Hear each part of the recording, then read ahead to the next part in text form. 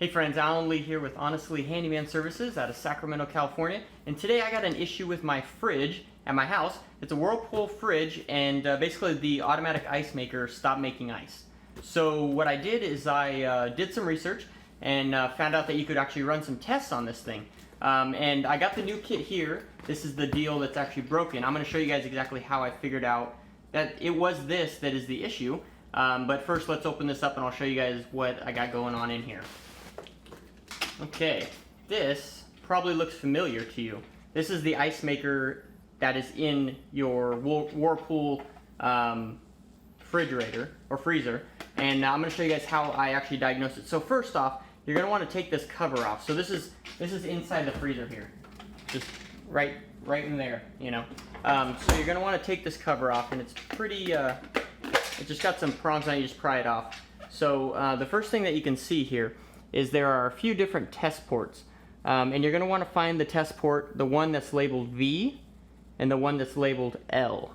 So they're right here, and basically those you're just going to want to take a paper clip, and you're going to want to touch those two together. Obviously put a piece of tape at the end so you don't shock yourself, and then you basically complete the circuit between the V and the L. And if your water starts shooting into your ice maker, which will shoot in right here, if that happens, then you know that your fridge is fine. Everything down below is fine, and it's actually this unit that is at fault. And you're going to want to, for me, I like to confirm that. So I dug a little bit further to find out if this was actually the fault. And so what you're going to do is you're going to take off these 3 screws right here, 1, 2, and 3. And then this is actually the cover off of my old one here. So you're going to pull just this cover off. You see, same thing. Just pull it off, and you're going to want to look at the terminals and see what you got going on here. And once you got this off, you're going to want to take a look at the terminals. And if you could see, this terminal right here is actually burnt. And that's what runs the heating element on the bottom of this unit here. So as you can see here, there is actually a heating element that runs all along here.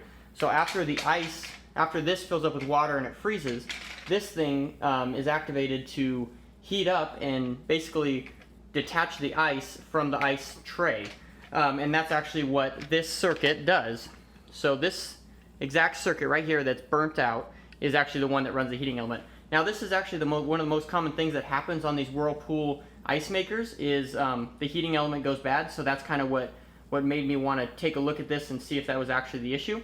And what causes that is, this gets moisture behind it, and it basically just causes corrosion on this terminal, and it ends up just burning out, so it doesn't make connection anymore. Our ice maker went out maybe about 4 days ago, took this out, and then ordered the new part we found on Amazon. I'll actually put a link to the part that you can get to replace this on Amazon. I'll have the link in the description below if you want to purchase it. And so that's the issue. So I'm going to go ahead and replace my old ice maker kit with this one, and it should work fine. So let's get to it.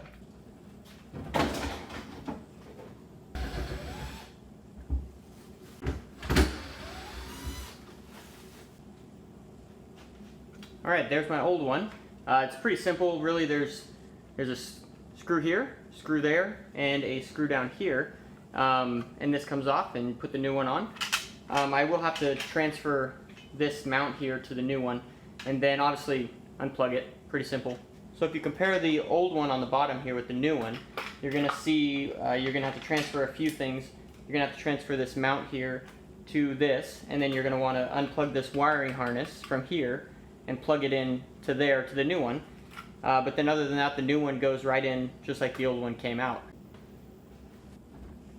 Okay, and then once you get your ice maker installed, you could test it actually to see if it works by taking the paper clip that you used to diagnose the old one and plugging it in between the V and the L to make sure you plug it in between the V and the L to make sure that the water is flowing.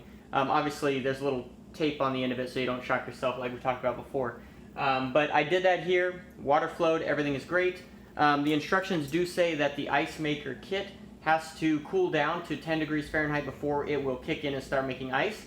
And the manufacturer says that may take 2 to 24 hours before it starts making its first batch of ice, and it also recommends that you should throw away your first 2 to 3 batches of ice after this starts making it, because there was some stagnant water sitting in the water lines, so you're going to want to throw that away if it tastes bad. If it doesn't taste bad, then it's probably good to go. But anyways, now that we got that in, we're going to put the cover on, wait for it to cool down to 10 degrees Fahrenheit, and then watch the ice start pouring in. So thank you all so much for tuning into this video, and like this video, leave me a comment in the comment section below, and have a great day.